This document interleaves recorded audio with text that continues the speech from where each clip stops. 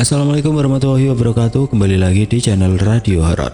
Untuk kisah kali ini masih ada sebuah cerita dari tulisannya Nasura 2101. Dan untuk kisah yang akan saya bawakan kali ini, sebuah kisah yang berjudul Pembantaian Lembah Biru. Dan sebelum kita lanjut ke ceritanya, tekan dulu tombol like video ini dan jangan lupa tekan juga tombol subscribe channel ini. Nyalakan juga lonceng notifikasinya agar tidak ketinggalan cerita-cerita lainnya dari channel ini.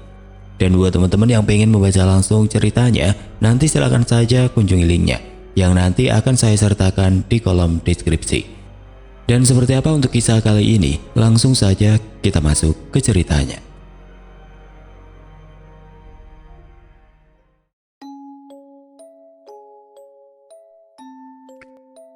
Suasana dusun Lembah Biru dan dusun-dusun di sekitarnya seperti Telaga Mukti, Paras Tembok, dan beberapa dusun di sekitarnya sangat mencekam.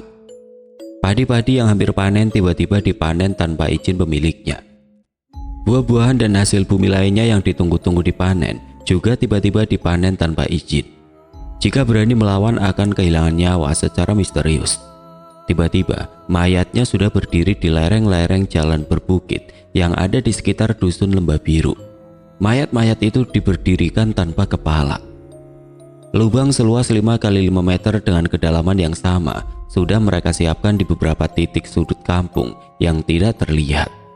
Hanya orang-orang tertentu saja yang tahu dan mengerti lubang-lubang itu disiapkan untuk apa. Itu adalah calon kuburan massal yang mereka siapkan untuk orang-orang yang mereka anggap pembangkang atau mengusik kejayaan mereka. Selain itu, berhembus kabar yang membuat warga semakin tertekan. Siapapun yang mendekati rumah tengah, tiba-tiba tubuhnya akan dicengkewing oleh raksasa berwajah menyeramkan dan dibawa menjauh. "Kang, katanya sekarang kita sudah bisa minta pertolongan kepada Ndoro Ayu. Apa benar itu, Kang?" "Iya, benar itu. Kang Karso, tetanggaku sebelah rumah, sedang berdiri di depan pagar, tiba-tiba dicengkewing oleh raksasa. Terus dilempar." Itulah percakapan dua orang warga di suatu ketika. Wajah mereka tampak tertekan, putus asa. Rumah tengah adalah sebutan bagi kediaman Sumila, tuan tanah yang biasanya melindungi warga dan siap membantu apapun kesulitan warga. Entah apa yang membuat Sumila bersikap demikian. Kisah ini adalah kisah yang tidak pernah diceritakan. Terjadi di tahun 1962 di sebuah dusun kecil di lereng Gunung Raung sebelah selatan, sebelah timur Gunung Kumitir. Dusun ini bernama Lembah Biru. Ada seorang pendekar pilih tanding bernama Ahmad Hussein, lebih dikenal dengan sebutan Bahwir Kindar. Bahwir lahir tahun 1918, salah satu orang yang dipaksa ikut kerja paksa di zaman penjajahan Jepang. Membangun terowongan kereta api yang menghubungkan Kabupaten Banyuwangi dan Kabupaten Jember. Terowongan yang menerobos Gunung Kumitir. Selain membangun terowongan tersebut, Bahwir juga dipaksa ikut kerja paksa untuk membangun benteng milik Jepang di pantai Gerajakan Laut Selatan. Kabar yang berhembus, Bahwir memiliki ajian seipi angin. Dari lereng Gunung Raung ke pantai Gerajakan selalu jalan kaki. Meski hanya berjalan kaki, perjalanan ditempuh dengan waktu sangat cepat, lebih cepat dari kecepatan kuda. Selain ajian seipi angin, ada satu ajian lagi yang jarang diketahui orang. Bahwir memiliki ajian Gembolo Geni Bolo Sewu. Tidak banyak yang tahu dari mana Bahwir berasal, karena Bahwir bukan penduduk asli lereng Gunung Raung. Bahwir berasal dari Magelang, tersesat ke Banyuwangi saat dalam pelarian. Bahwir melarikan diri dari kejaran para tuan tanah di zamannya yang terpesona oleh ketampanan Bahwir. Para tuan tanah yang gemar menjadikan laki-laki sebagai kekasih, mereka menjadikannya sebagai rebutan. Daripada tidak mendapatkan Bahwir, lebih baik melihatnya jadi mayat. Bagi mereka, kegagalan adalah aib. Bahwir dikejar-kejar akan dibunuh. Dalam pelarian, Bahwir mengabdi pada sebuah keluarga Surodiko, salah satu orang yang babat alas dan membangun Lembah Biru. Selain itu juga bersahabat dengan Macan Putih, salah satu penguasa lereng Gunung Raung, Gusti Pangeran Sawedang. Suasana dusun Lembah Biru dan dusun-dusun di sekitarnya seperti Telaga Mukti, Paras Tembok, dan beberapa desa sekitarnya sangat mencekam. Padi-padi yang hampir panen tiba-tiba dipanen tanpa izin kepada pemiliknya. Buah-buahan dan hasil bumi lainnya yang ditunggu untuk dipanen juga tiba-tiba dipanen tanpa izin. Jika berani melawan akan kehilangan nyawa secara misterius. Tiba-tiba mayatnya sudah berdiri di lereng-lereng jalan berbukit yang ada di sekitar dusun Lembah Biru. Mayat-mayat itu diberdirikan tanpa kepala. Para petinggi PKI sering mengadakan pesta berupa pertunjukan janger, ketoprak, dengan menyanyikan lagu genjer-genjer sebagai lagu wajib. Dalam waktu yang sangat singkat, mereka sudah memiliki banyak sekali pengikut. Entah itu karena takut atau tergiur oleh segala kemudahan yang mereka janjikan. Namun di antara hingar-bingar yang terlihat, jelas suasana yang mencekam. Siapa yang terlihat bersuara beda dengan mereka atau ngerasani, apalagi berani berdebat, dipastikan akan hilang dari peredaran. Mayatnya akan berdiri tanpa kepala di suatu tempat yang mudah disaksikan orang banyak. Lubang seluas 5 kali 5 meter dengan kedalaman yang sama sudah mereka siapkan di beberapa titik sudut kampung yang tidak terlihat. Hanya orang-orang tertentu saja yang tahu, mengerti lubang-lubang itu disiapkan untuk apa. Itu adalah calon kuburan massal yang mereka siapkan untuk orang-orang yang mereka anggap pembangkang atau mengusik kejayaan mereka. Hampir semua warga dusun Lembah Biru ikut menjadi anggota PKI, umumnya karena takut. Jika ada yang secara sembunyi-sembunyi melakukan ibadah sesuai keyakinan, maka sudah bisa dipastikan besoknya akan jadi mayat. Mayat tanpa kepala akan berdiri di lereng bukit di sekitar dusun Lembah Biru. Penduduk gempar dan menjadi semakin ketakutan. Tersebutlah 5 keluarga yang tidak pernah bisa mereka sentuh. Itu adalah 5 keluarga yang berada di Masjid Kulon. Waktu itu masih musola, sekarang sudah jadi Masjid Jami. Dan Masjid Wetan, zaman itu belum ada meski musola, sekarang juga sudah menjadi Masjid Jami juga. 5 keluarga itu adalah keluarga keturunan Mbah Surodiko, yaitu orang yang babat alas dusun Lembah Biru. Keluarga tempat Mbah Wirngenger, setiap kali ada yang berniat jahat, mereka pasti tertidur di emperan rumah. Paginya terbangun, tuan rumah yang membangunkan, atau mereka mengaku melihat macan putih berjaga di depan pintu. Karena hal ini, mereka lari terbirit-birit ketakutan. Ada juga yang mengaku melihat setiap sudut rumah dan pekarangan dijaga oleh buto atau raksasa dengan wajah menyeramkan. Siapapun yang berani mendekat pasti dicengkiwing, diangkat dengan jari, lalu dilempar jauh dari pekarangan ke 5 keluarga tersebut. Berbagai usaha dilakukan oleh para pembesar PKI untuk menundukkan ke-5 keluarga tersebut, tetapi tidak pernah berhasil. Mulai menyewa pendekar pilih tanding sampai memakai cara halus dengan mengirim santet. Rupanya keluarga Mbah Surodiko memang bukan keluarga sembarangan. Ditambah lagi Mbah Wir yang ada bersama mereka. Seorang pendekar yang memiliki ajian rawa rontek secara terang-terangan menantang keluarga Mbah Surodiko.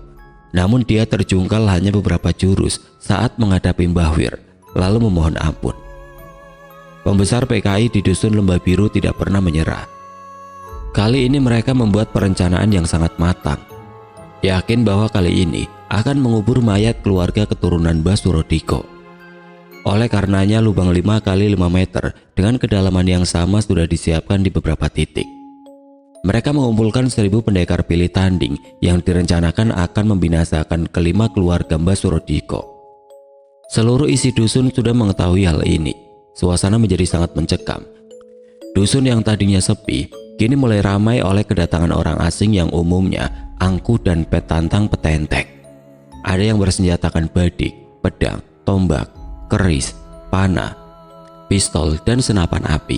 Ada juga yang tidak memiliki senjata. Konon yang tidak memiliki senjata justru mereka lebih sakti, karena konon mereka menyimpan senjatanya di dalam tubuh masing-masing. Mereka tinggal di rumah-rumah penduduk, membaur dengan masyarakat lokal. Tidak ada yang berani membantah saat mereka datang ke rumah warga, lalu memutuskan untuk tinggal dengan warga. Jika berani menolak, mayat warga tersebut akan berdiri tanpa kepala keesokan harinya. Yang paling menyebalkan, mereka jadi tuan bagi setiap keluarga yang rumahnya mereka pilih untuk mereka tinggali. Warga hanya bisa pasrah, bersikap sangat hati-hati dalam tekanan dan ketakutan. Kekhawatiran selalu menyelimuti hari-hari mereka. salah sedikit, nyawa mereka sebagai taruhan. Dusun Lembah Biru menjadi sangat ramai bagi kota baru. Kedatangan orang-orang yang umumnya berpenampilan seram dan tingkah arogan, namun kelima keluarga Mbah Surodiko terlihat tenang dan biasa saja. Mereka akan mempersiapkan sesuatu, tapi secara diam-diam. Bergerak tanpa diketahui siapapun. Dengan bantuan Mbah Wir, mereka menyebar mata-mata ke setiap sudut dusun. Mbah Wir mempergunakan gembolo geni bolo sewu. 1000 raksasa tidak kasat mata sudah disebar, mengawasi gerak-gerik musuh keluarga Surodiko. Informasi detail rencana eksklusif mati keluarga Surodiko juga sudah sampai ke telinga keluarga tersebut.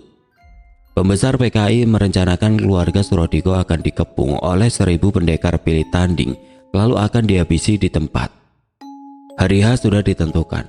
Setiap sudut dusun, jalan keluar dusun sudah dipasang penjaga, sehingga tidak memungkinkan keluarga Surodiko untuk melarikan diri. Suasana dusun Lembah Biru semakin panas. Hawa terasa makin panas dan menyesakan. Tidak ada seorang pun yang berani kasakusuk. Jika sesama penduduk saling berpapasan, tidak ada yang saling memandang wajah, apalagi bertegur sapa. Mereka berjalan dengan menundukkan kepala. Aktivitas mereka juga hanya seperlunya. Sebelum matahari terbenam, rumah-rumah penduduk sudah tertutup.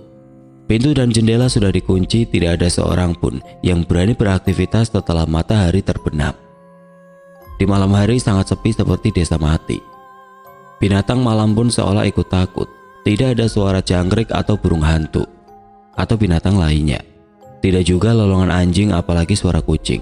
Rumah-rumah penduduk akan kembali terbuka saat matahari sudah menampakkan diri. Hampir pagi Mbah Wir masih duduk di pendopo sambil menikmati rokok kelobotnya. Asap rokok mengepul bagai setum dari mulut Mbah Wir, membumbung ke atas kepalanya. Jelas sekali Mbah Wir menikmati rokok kelobotnya, tapi tiba-tiba dia berdiri dan berjalan tergesa ke halaman. Mbah Wir tampak serius menajamkan pendengaran, seolah ada seseorang yang sedang berbicara dengannya, padahal tidak ada siapa-siapa di sana. Beberapa saat kemudian ekspresi Mbah Wir berubah drastis. Dia tiba-tiba mengepalkan kedua telapak tangannya seolah sedang menahan amarah. Giginya gemertak, kini tampak jelas Mbah Wir sangat marah.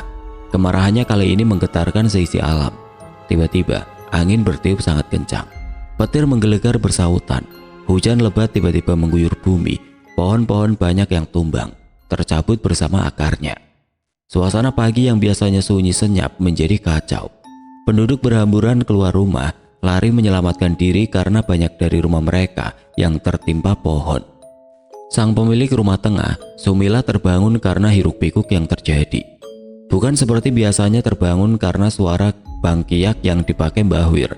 Sumila tidak membuka jendela seperti biasa, tetapi melangkah ke pintu depan lalu membuka pintu. Di sana, dia melihat Mbah Wir sedang berdiri membelakangi pendopo. Mata Sumila menatap Mbah Wir untuk beberapa saat. Raut muka yang tadinya tenang terlihat murka. Sumila mengerti apa yang sebenarnya sedang terjadi. Dia menghela nafas panjang, melangkah mendekati Mbah Wir. Langkahnya agak tergesa, tetapi wajahnya begitu tenang. Murka di wajahnya telah tertalan jangka kakinya yang tergesa. "Mat, kamu ini sedang apa?" Suaranya lembut tetapi berwibawa. Seketika Mbah Wir tersadar dari amarah yang menguasai. Tangan yang tadi mengepal perlahan melepas kepalan. Wajah yang penuh kemarahan memudar menjadi rona malu dan rasa bersalah. Hujan perlahan mereda lalu berhenti sama sekali. Angin pun perlahan pulih seperti biasa, menjadi angin pagi yang damai. Namun beberapa saat kemudian, saat Sumila berdiri tepat di depan Mbah Wir, tiba-tiba suasana menjadi sunyi senyap. Bahkan sisa air hujan yang akan jatuh dari pepohonan tidak jadi jatuh, berhenti di tempatnya.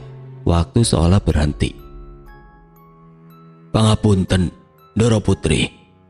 Wajah Mbah Wir tertunduk, sama sekali tidak berani mengangkat dagu, apalagi menatap Sumila. "Marah boleh saja, Mat. Namun mesti mampu mengendalikan, juga mesti memiliki batas kasih pada saudara dan para tetangga. Semua sudah sangat sengsara karena keadaan.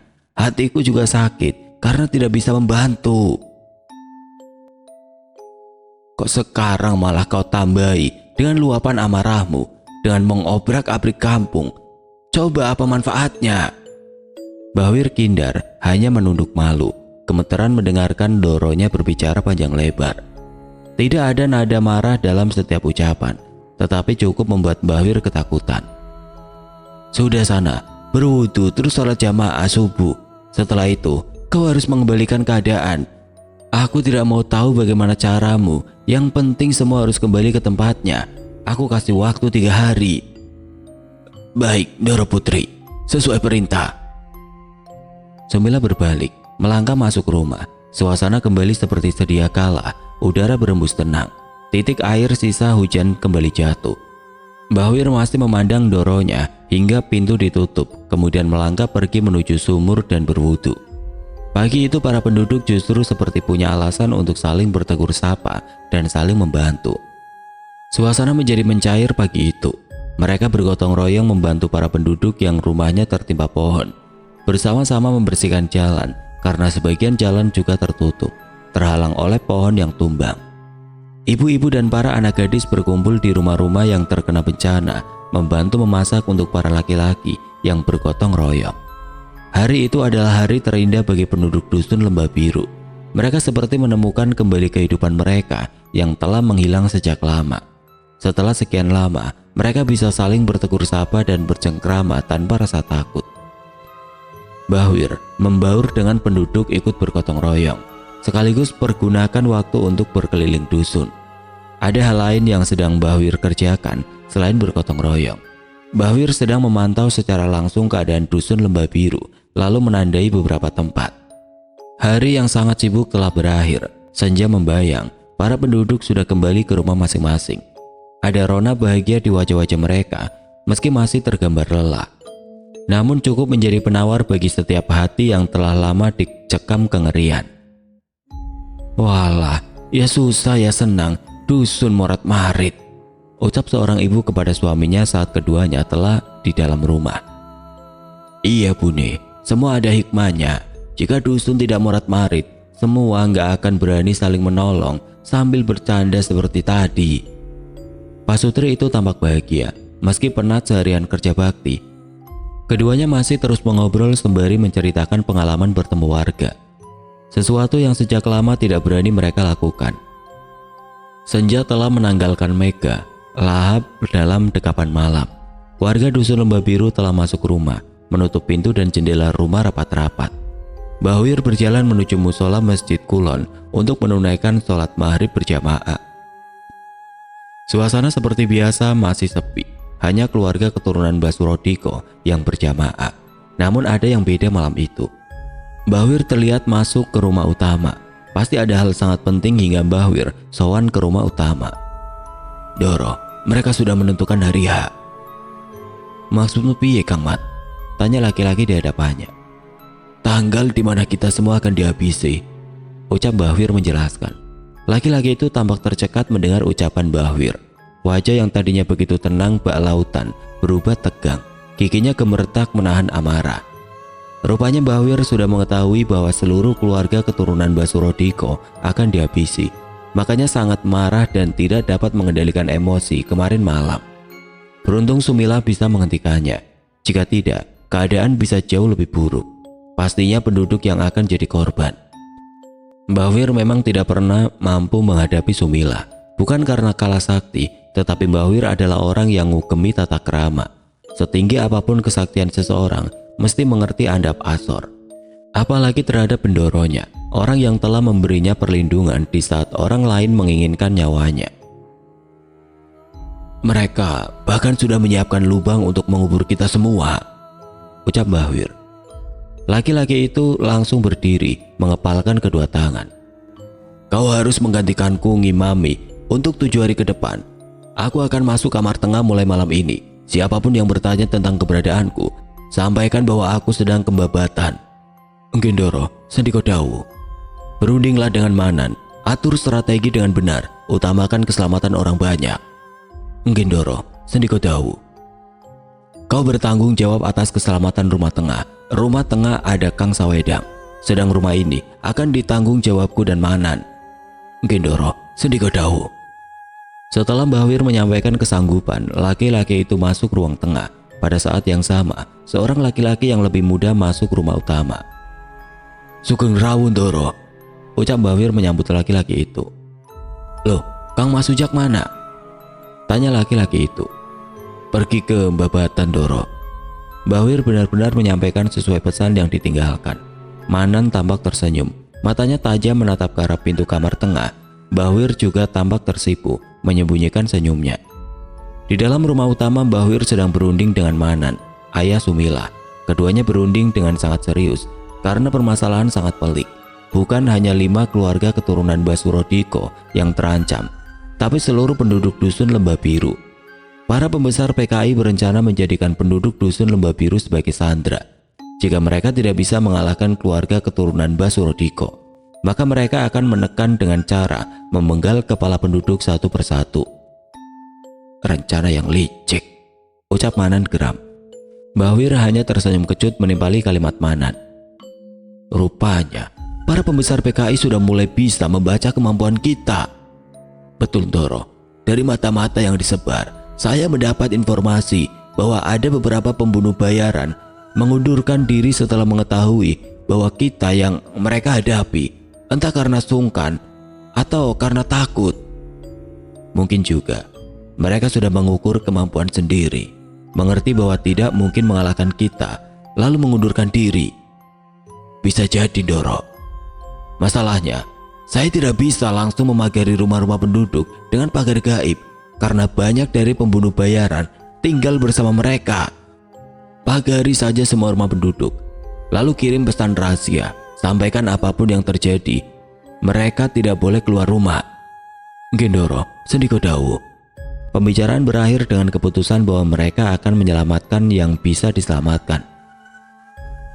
Selebihnya mereka hanya bisa pasrah marang Gusti. Setelah itu, Mbahwir meninggalkan rumah utama. Manan tampak berdiri di depan pintu, menatap Mbahwir hingga hilang dari pandangan. Mbahwir mulai bergerilya keliling dusun Lembah Biru, memberi pesan rahasia ke setiap rumah agar di hari yang sudah ditentukan sebelum matahari terbenam, tidak ada satupun keluar rumah apapun yang terjadi.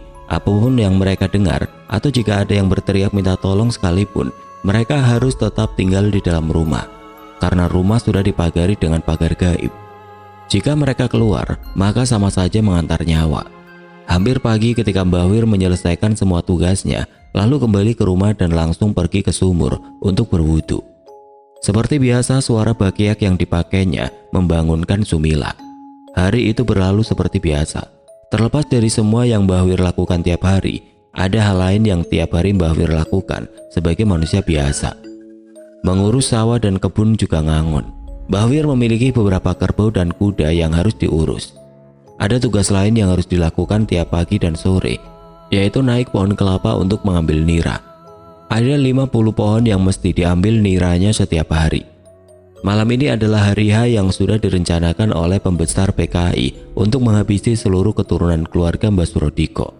Tanpa diketahui oleh PKI, kelima keluarga keturunan Mbah Surodiko seluruhnya sudah berkumpul di rumah tengah. Di rumah tengah suasana berseperti biasa, sepi. Meski semua keluarga berkumpul, tidak ada satupun yang bergerak, apalagi berbicara.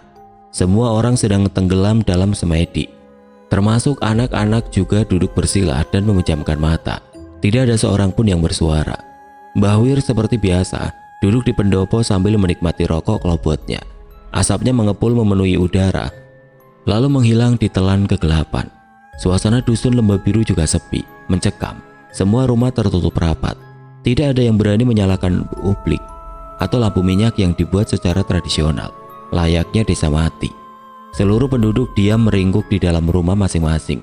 Dalam ketakutan, mereka memeluk erat-erat anaknya.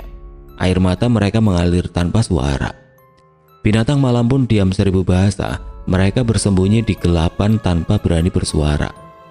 Alam seolah ikut terbawa dengan suasana malam itu, dingin dan berkabut. Udara yang berembus terasa menusuk tulang sumsum. Aroma harum bunga kopi yang biasanya selalu ditunggu-tunggu justru menjadi pertanda bahwa malam berjalan begitu lamban. Semua berharap bau harum bunga kopi segera pergi, karena jika bau harum bunga kopi pergi, matahari pasti telah tinggi. Rembulan pun tampak tertutup awan gelap, hingga tidak mampu menyinari alam dusun Lembah Biru. Lembah Biru biasanya sumringah oleh sinarnya. Di rumah salah satu pembesar PKI sudah riuh oleh suara para pembunuh bayaran. Mereka sudah berkumpul, sedang bersiap untuk melakukan aksi. Rumah besar itu, rumah joglo dengan pendopo luas di depannya, dengan halaman juga sangat luas mengitari area rumah. Para pembunuh bayaran sudah berbaris sebagai pasukan perang yang siap bertempur. 50 ke belakang, 20 ke kiri. Sang kepala pasukan bernama Lacip memberi tanda dengan cara meletakkan jari telunjuk di depan bibir. Semua orang yang sedari tadi memperhatikan gerak-geriknya langsung terdiam. Lacip lalu membisikkan ke telinga salah satu pembunuh bayaran yang berdiri paling depan, paling ujung sebelah kanan. Laki-laki itu mengangguk lalu berbisik kepada laki-laki di sebelah kiri dan belakangnya. Begitu seterusnya. Pesan itu terus berpindah hingga seluruh anggota pasukan menerima pesan yang dibisikkan oleh Lacip. Lewat tengah malam mereka mulai bergerak meninggalkan halaman rumah Lacip, bergerak masuk dusun Lembah Biru dari arah utara, menyeberangi rel kereta api. Dusun Lembah Biru dan desa Telaga Mukti dibatasi oleh rel kereta api yang menghubungkan kota Surabaya dan kota Banyuwangi. Sedang rumah Lacip berada di desa Telaga Mukti. Mereka bergerak diam-diam, akan tetapi langkah kaki mereka terdengar jelas memecah kesunyian. Selain karena jumlah mereka, malam itu memang benar-benar senyap mencekam. Mereka bergerak menuju Masjid Wetan. Ada dua rumah yang berjajar di sana, dua rumah joglo dengan pendopo yang terletak di tengah di antara kedua rumah, agak maju ke depan. Jalan menuju masuk halaman rumah sangat luas. Pekarangan luas sekitar 5 hektar, dipagari oleh pagar bambu yang dipotong rapi sekitar 0,25 meter. Sangat pendek, dilabur cat putih yang terbuat dari gamping. Bambu dijajar, ditanam di dalam tanah berjarak sama. Dikapit ditempeli oleh bambu yang dibelah, lalu dirapikan berjejer dua, atas bawah, juga dilabur. Di zamannya, di dusun yang terpencil seperti Lembah Biru, pagar bambu itu sudah sangat menawan, terlihat rapi dan anggun. Lacip dan pasukannya memasuki halaman dengan aman, tanpa kendala. Mereka langsung mengepung dua rumah itu. Namun saat Lacip hendak menginjakan kaki di undakan pendopo, tiba-tiba dia terpental jauh ke halaman. Semua orang tampak terkejut. Sedetik kemudian, belum sempat Lacip bangun, tiba-tiba entah dari mana asalnya, macan putih sudah berjalan mengitarinya. Lacip semakin terkejut, begitupun semua orang yang ada di situ. Namun tidak tampak takut sama sekali dalam wajah Lacip. "Sudah kuduga, pasti kau yang akan ada di sini," ujar Lacip kemudian sambil berdiri, nadanya sombong dan menantang. "Katakan pada bendoromu untuk keluar, aku tidak ada urusan denganmu," ucap Lacip lantang. Macan putih itu mengaum dengan keras sebagai jawaban atas ucapan Lacip. Suara aumannya memegahkan telinga, menggema, memecah kesunyian. 1000 orang. Pasukan yang dibawa Lacip berasal dari latar belakang yang berbeda. Orang-orang yang punya kemampuan yang berbeda, hampir separuh dari mereka berteriak kesakitan sambil menutup telinga. Ada beberapa orang yang langsung muntah darah lalu limbung, tidak sadarkan diri. Sebagian lagi ada yang dari telinga, mulut, hidung, pori-pori mengeluarkan darah tapi masih sanggup berdiri. Ada juga yang tampak sangat kesakitan tapi tidak ada tanda-tanda luka fisik. Sisanya langsung duduk bersila memejamkan mata. Sementara Lacip masih berdiri tegak, tertawa terbahak-bahak. "Hanya segitu kemampuanmu, macan putih." Kali ini tanpa babi bu, macan itu langsung menyerang Lacip. Terjadi pertarungan sengit antara keduanya. Macan putih mulai tampak terdesak, beberapa kali tersungkur saat beradu kekuatan dengan Lacip. Lacip terus mendesaknya, hingga akhirnya Lacip melakukan pukulan telak yang tidak mampu dihindari. Macan putih itu tumbang, terkapar muntah darah. Saat terkapar, wujudnya berubah menjadi seorang pemuda tampan berpakaian serba putih. Pemuda itu berusaha bangkit, tapi Lacip tidak memberinya kesempatan. Lacip kembali menghajarnya. Lacip seperti orang kesetanan menghantam setiap tinjunya. Tanpa perlawanan yang berarti, pemuda itu berusaha menahan serangan Lacip dengan kedua tangan. Lacip kembali tertawa terbahak-bahak. "Sudah aku bilang, aku tidak ada urusan denganmu. Kau malah menantangku. Sekarang kau tidak akan kuampuni." Lacip mencabut senjata, mengayunkan tinggi-tinggi, siap membenggal kepala pemuda itu. Tapi sebuah suara yang mencegahnya. "Gak malu apa? Kau membunuh harimau yang sudah sekarat. Gak kau bunuh juga, dia bakal mati." Lacip menghentikan niatnya, kembali menyarungkan senjata. "Wir, keluarlah, jangan bersembunyi di ketiak tuanmu." "Aku kenapa mesti menggubris dirimu, sedang bersantai di emperan, menikmati rokok kelopot. Apa kau nggak tergiur?" Setelah Mbah Wir menyelesaikan kalimatnya, Lacip langsung balik badan, meninggalkan halaman rumah keluarga Surodiko. Seluruh pasukan mengekor di belakangnya, tergesa menuju rumah tengah. Langkahnya tengah berlari, jelas dengan amarah yang meluap-luap. Sementara seperempat dari pasukannya terluka parah, langkah mereka tertatih mengikutinya. Mbah Wir sedang laya-laya sambil menikmati rokok kelopot ketika Lacip dan pasukannya memasuki halaman rumah tengah. Mbah Wir sama sekali tidak bergeming, mengacuhkan kehadiran Lacip dan pasukannya. Merasa diacuhkan, Lacip berang, memerintahkan anak buahnya untuk menyerang Mbah Wir. Namun, rumah sudah dipagari dengan pagar gaib, sehingga tidak ada satupun yang mampu menginjakan kaki di undakan pendopo. Setiap kali kaki mereka hendak menyentuh undakan pendopo, pasti terpental. Akhirnya Lacip sendiri yang maju. Rupanya, dia pun mengalami nasib yang sama. Lacip mencoba membuka pagar gaib tetapi tidak berhasil. Beberapa anak buahnya yang memiliki kekuatan supranatural juga bergabung. Itu pun tidak banyak membantu. Akhirnya mereka menyerah. Lacip yang besar mulut dan arogan berteriak, "Keluarlah Wir, jangan bersembunyi di dalam kurungan seperti katak dalam tempurung." Mbah Wir terkekeh mendengar ucapan Lacip. "Kamu keliru, Cip. Bertamu kok tidak mengucap salam. Tentu saja nggak dibukain pintu." Setelah menyelesaikan ucapannya, Mbah Wir beranjak meninggalkan tempat duduknya, berjalan menuju halaman, tersenyum ramah menatap Lacip pasukannya. Sementara wajah orang-orang yang ditatapnya adalah wajah-wajah garang penuh amarah dan kebencian. "Ada apa kau pada cemberut? Bertamu kau sambil memendam amarah?" Mbah Wir kembali terkekeh. "Sudah, tidak usah banyak bacot." Lacip menimpali sambil memberi isyarat kepada pasukannya untuk menyerang. Pertempuran pun pecah, jelas sangat tidak seimbang. Pertarungan yang tidak seimbang itu berlangsung beberapa lama. Memang belum ada satu orang pun dari mereka yang berhasil menyentuh tubuh dari Mbah Wir. Namun terlihat Mbah Wir mulai terdesak. Sepeminuman teh telah berlalu. Mereka masih terus bertarung dengan sengit. Mbah Wir mulai kewalahan. Hingga suatu ketika senjata salah satu dari mereka hampir saja membabat pundak Mbah Wir. Namun tiba-tiba pembunuh bayaran itu mengeregang kesakitan. Senjatanya lepas dari genggaman, lengannya tertembus anak panah, berlumuran darah segar.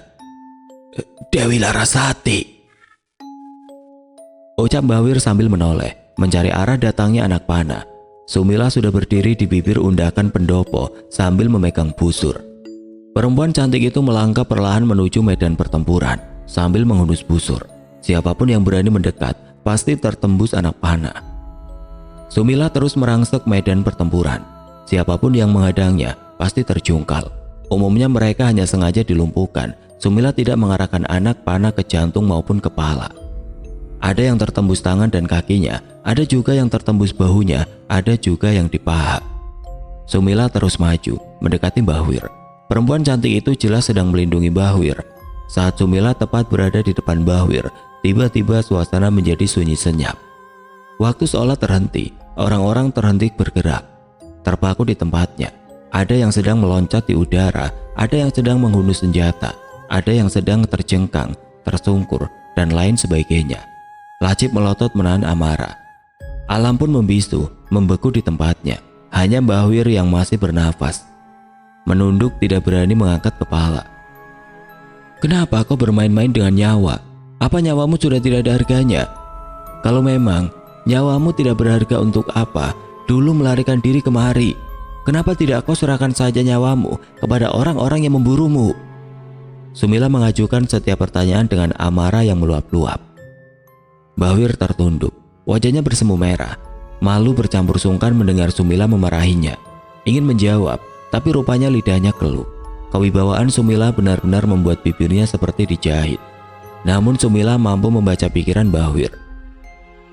"Maksudmu cuma main-main, tapi kamu lupa yang kau hadapi 1000. Sumila tiba-tiba mengarahkan busurnya ke dada Mbah Wir. Lengannya gemeteran, berusaha menahan agar anak panah tidak terlepas. Keringat dingin membasahi tubuh Mbah Wir. Kekuatan busur dan panah di tangan Sumila bisa membuat dadanya pecah jika terlepas. Apalagi dengan amarah yang membuncah, tubuhnya bisa menjadi kepingan dan tidak dikenali. Dan anak panah itu akhirnya terlepas. Kaki Mbah Wir langsung lemas, tubuhnya tersungkur. Mbah Wir ambruk, tercekat beberapa saat. Meraba dadanya panik. Saat menyadari dadanya tidak terluka, panik meraba mencari bagian tubuhnya yang terluka. Saat menyadari seluruh tubuhnya masih utuh, Mbah Wir semakin menyadari siapa sesungguhnya Sumila. Detik-detik terakhir, Sumila berubah pikiran. Lalu anak panah dilepaskan ke udara, membentur pagar gaib, menimbulkan medan magnet dan suara ledakan. Mbah Wir tetap menunduk, tidak menyangka Sumila mengampuninya. Mat, bersiaplah. Matek Aji Gembolo Geni Bolo Sewu perintahkan untuk menyengkiwing orang-orang yang masih sehat. Buang mereka ke jurang di sisi selatan Gunung Raung. Namun aku menginginkan mereka tetap hidup. Gendoro Ayu, Sendiko Dawu. Ingat, kita tidak memiliki hak atas nyawa mereka. Nyawa sepenuhnya kewenangan Yang Maha Kuasa. Mereka tidak akan bisa keluar dari jurang itu kecuali mereka memiliki keikhlasan. Gendoro Ayu, Sendiko Dawu. Yang terluka, tinggalkan saja. Gendoro Ayu. Setelah menyelesaikan kalimatnya, Mbah Wir langsung bersila. Sumila balik badan sambil mengibaskan tangan, berjalan pelan menuju pendopo. Saat kaki Sumila menginjak undakan pendopo, suasana kembali seperti semula. Mereka tampak kebingungan, tidak mengerti apa yang sesungguhnya sedang terjadi. Belum sempat mereka keluar dari kebingungan, tiba-tiba tubuh mereka sudah dicengkiwing oleh raksasa dengan wajah yang sangat menyeramkan. Mereka tidak tahu dari mana raksasa itu berasal. Jumlahnya sangat banyak, mungkin ada 1000. Masing-masing nyengkiwing satu orang, lalu membawa orang-orang itu berlari ke arah utara, ke arah Gunung Raung. Jelas mereka tersiksa dibawa berlari, saking cepatnya mereka berlari. Udara yang berembus menjadi sangat kencang seperti badai. Mbah Wir membuka mata, berdiri, lalu beranjak dari tempatnya menuju pendopo. Orang-orang yang terluka juga dicengkiwing, tetapi tidak dibawa ke jurang. Mereka hanya dibuang di belantara Raung sebelum jurang selatan. Satu persatu para pembunuh bayaran yang masih sehat diletakkan ke dalam jurang. Jurang itu sangat dalam, sejauh mata memandang tidak dapat mencapai dasar jurang. Jika pohon yang paling besar di hutan belantara Raung dipotong lalu dijatuhkan ke jurang, maka suaranya saat mencapai dasar jurang tidak akan terdengar. Jurang selatan sesungguhnya sebagai tameng dan penyelamat bagi orang-orang yang tinggal di sebelah timur selatan Gunung Raung. Jika Gunung Raung dandan lalu mengeluarkan lahar, maka lahar itu akan mengalir melalui jurang hingga tidak akan meluber ke perkampungan. Lahar akan berjalan dengan tenang menuju muara. Di dalam jurang terdapat air terjun. Dari air terjun mengalir membentuk sungai. Sungai ini mengaliri ribuan hektar sawah dan kebun di bawahnya hingga sampai laut selatan. Sungai ini juga melewati lembah biru. Sekarang sungai ini menjadi sumber air bagi jutaan warga di bawahnya, disalurkan melalui pipa-pipa menuju desa-desa dan kota di sekitarnya, baik yang dibangun oleh swasta maupun pemerintah. Untuk mencapai air terjun harus menembus pekatnya belantara, lalu membuat jalan sendiri menuruni jurang. Jika orang biasa dan tidak memiliki ilmu kanuragan ataupun linui, harus membawa peralatan lengkap, karena jika tergelincir, maka nyawa taruhannya. Setelah menuruni jurang untuk bisa mencapai air terjun yang paling besar dan paling tinggi, harus menyeberangi sungai berkali-kali, melewati beberapa air terjun lainnya yang lebih pendek. Bagi yang beruntung dan memiliki keberanian, bisa menaiki tebing untuk mencapai gua di balik air terjun yang paling besar. Di situ juga ada air terjun kecil yang sangat indah. Dari keterangan orang yang pernah ke sana dan pengalaman pribadi saat menyeberangi sungai, hitungannya berbeda antara satu orang dan orang lainnya.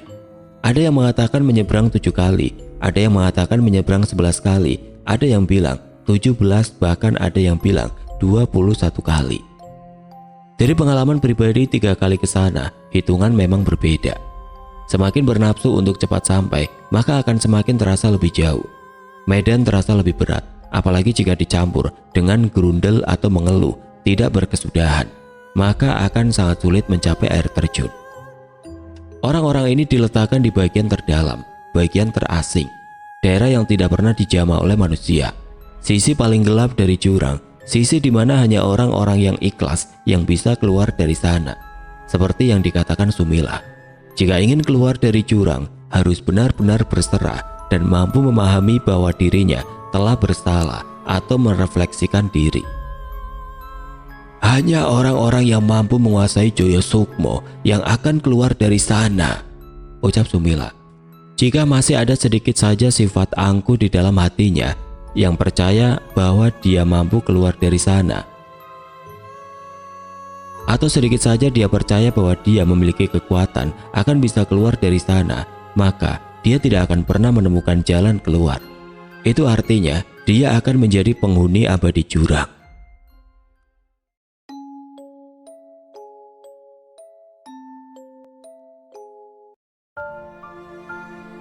Oke teman-teman, sekian untuk kisah kali ini. Bagaimana menurut kalian tentang kisah ini? Tulis komentar kalian di kolom komentar.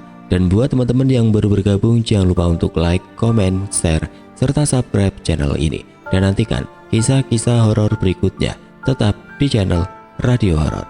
Wassalamualaikum warahmatullahi wabarakatuh.